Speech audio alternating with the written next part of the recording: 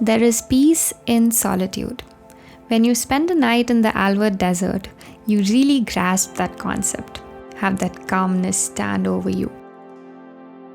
And then after a while, you realize, I probably wouldn't be able to stand this for too long.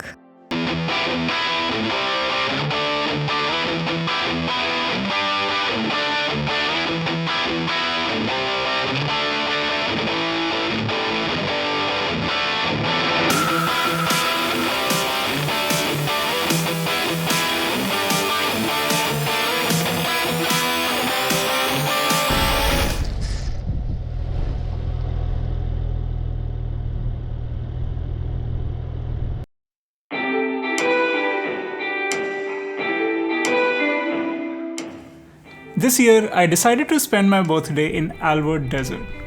It was a pretty different experience. Pretty different. We think we're nature people. We try to spend a lot of time in mountains, beaches, forests. But this was unique. You are essentially at the bottom of what used to be a lake. You have to drive 70 miles to find a gas station. This is remote. So let's talk about getting to Alvord Desert. You can get to Alvord from the north through a city called Burns, or from the south through a city called Fields. These two cities are important because they are your last gas stops. Both of them are in Oregon. To get to Alvord, you search for Alvord Hot Springs on the map. Entrance to Alvord is on the Fields Denier Road, and most of it is a gravel road. If you're coming from the north, that is Burns, it's a 106-mile drive via the Fields Denier Road. If you're coming from the south, that is from Fields, the entrance is 23 miles away. Remember to fill up gas in Burns or Fields. If you plan to spend a long time in the desert, consider bringing a canister of extra gas. Once you're closer to the hot springs, you'll see the playa on the side. There's a maintained entrance through the Alvord Hot Springs that you paid $10 for. And we entered the playa through the Alvord Hot Springs. There is a separate free entrance about 2 miles south of the hot springs. We exited from that route and it was pretty rough for a sedan. We camped the night on the playa.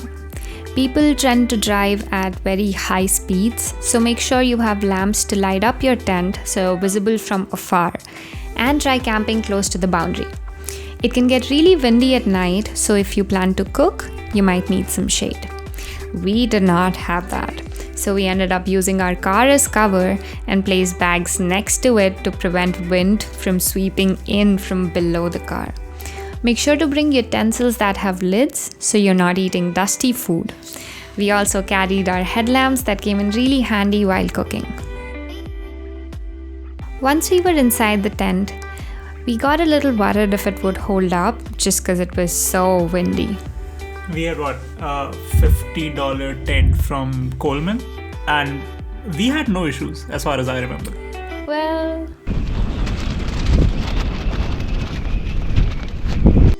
in the morning we spent about 2 to 3 hours driving on the playa. Try to catch the sunrise if you can. We set our personal speed record of 140 miles and learned how to make donuts.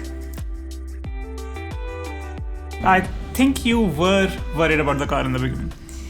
Yeah, I had no clue how the tires would hold up while making donuts on a dry lake bed. Plus, we're both car noobs, and getting any help meant walking in the dust for, a long time. So it took us a while, but we got decent at it for amateurs. Plus, we had a ton of fun doing it.